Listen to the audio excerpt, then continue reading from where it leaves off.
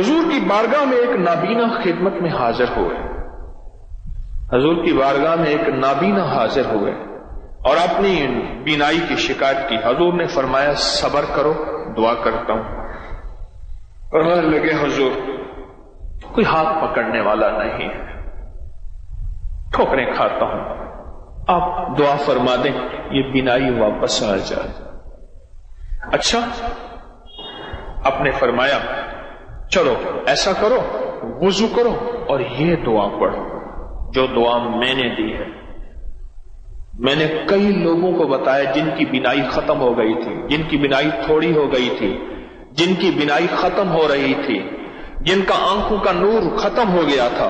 پھر میرا ایک وجدان تھا، اس وجدان پہ میں کامیاب ہوا۔ میرے دل میں ایک دفعہ ایک بات آئی، میں نے کہا دل کی روشنی جس کی ختم ہو جائے اس کے لیے بھی یہ نسخہ کام کرے گا۔ حکیم ہوں نا، حکیم ہم لوگ کیا کرتے ہیں، کہتے ہیں فلاں بیماری پہ نسخے نے کام کیا۔ یہ وظیفہ میں نے آقا کا فرمان سنا، حضور کا فرمان سنا۔ میرے حضور نے فرمایا آنکھیں نہیں ہیں، صبر کر لو۔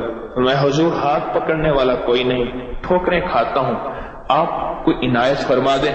میرے حضور نے یہی نسخہ عنایت فرمایا، یہی وظیفہ، اور اس کی آنکھیں ٹھیک ہو گئیں۔ میں نے کئی لوگوں کو دیا جن کے دل کی آنکھیں ختم ہو گئی تھیں، دل کی روشنی ختم ہو گئی تھی، دل کا نور ختم ہو گیا تھا۔ مجھے بے شمار نے بتایا کہ ان کا دل کا نور واپس آیا ہے اور دل کی روشنی واپس آئی ہے اور آنکھوں کا سرور واپس آیا ہے۔ اور اگلے لفظوں میں کیا کہوں، ان کے دل کو کشف شروع ہو گیا ہے اور دل کے اندر نور بھر گیا ہے اور دل کی روشنی ہے۔ جب آنکھیں اندھی ہوں تو ڈنڈے اور سانپ کا پتہ نہیں چلتا، جب آنکھیں اندھی ہوں گڑھے کا آگ کا پتہ نہیں چلتا، جب آنکھیں اندھی ہوں تو پھر آگے دشمن دوست کا پتہ نہیں چلتا۔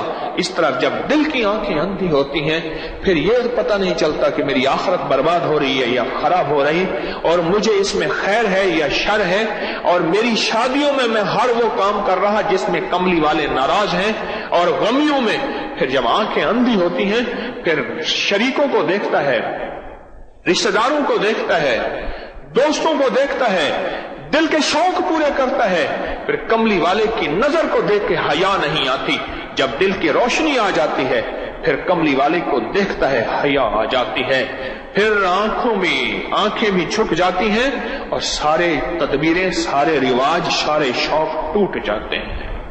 میں نے تو کئی لوگوں کو دیا یہ نسخہ، یہ فضائل درود، فضائل حج سے بتا رہا ہوں میں، صفحہ نمبر 165 ہے، حضرت شیخ الحدیث کی لکھی ہوئی کتاب ہے، اور مشکلات کے لیے انوکھی چیز ہے۔ کوئی مشکل ہو، کوئی مشکل ہو۔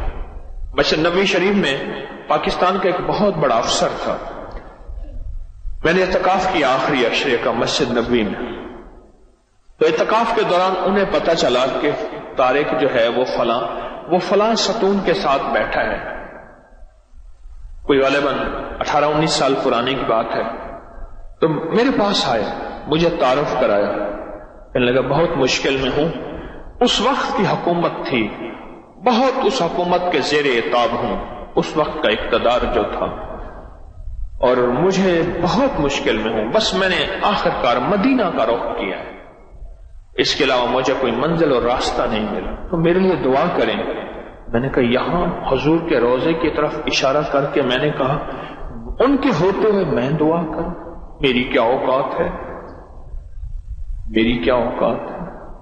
ہاں میں آپ کو ایک چیز بتاتا ہوں، میں نے یہ وظیفہ بتایا، کہنے لگے مجھے لکھ کے دے دیں، میں نے لکھا اور یہ دیا، اور میں نے عرض کیا 2 نفل پڑھے اور گڑ گڑا کے یہ دعا مانگے، یا محمد انی اتوجہ بک، یا محمد انی اتوجہ بک الی ربک ان تقضی حاجتی۔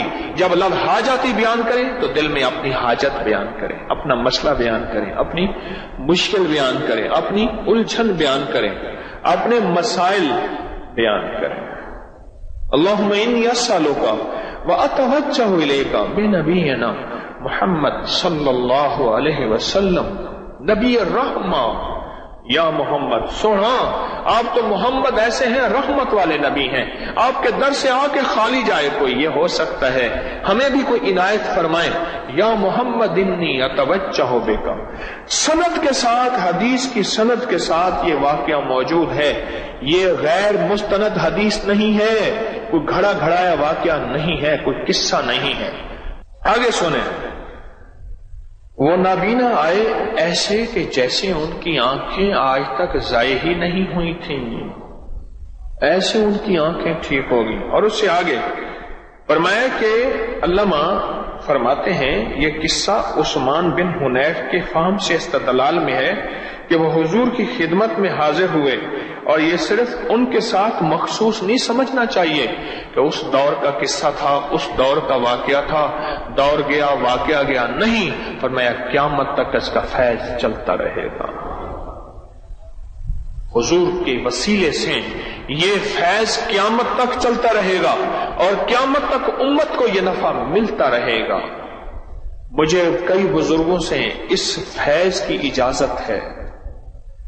میں نے ایک دفعہ عمل کیا تھا، شیخ عبد القدوس گنگوہی رحمت اللہ علیہ، بہت بڑی ہستی، صدیوں پرانے گزرے ہیں، میں نے ان کو خواب میں زیارت کی، میں نے ان سے اس عمل کی اجازت مانگی تھی، مجھے انہوں نے اس عمل کی اجازت دی۔